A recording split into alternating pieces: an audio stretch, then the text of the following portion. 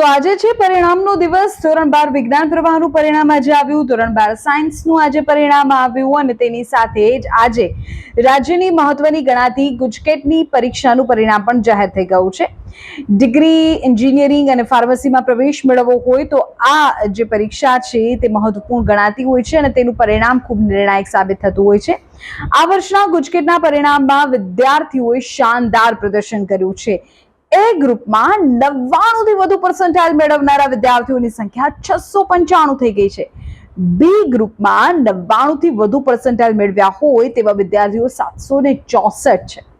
આ બંને ગ્રુપમાં કુલ થઈને 2700 થી વધુ વિદ્યાર્થીઓએ 98 પર્સન્ટાઇલથી પણ વધુ સ્કોર મેળવ્યો છે. હવે આ પરિણામોના આધારે આગામી દિવસોમાં એન્જિનિયરિંગ અને મેડિકલ સંલગ્ન માટેની પ્રવેશ પ્રક્રિયા એડમિશન પ્રોસેસ વેગ પકડશે.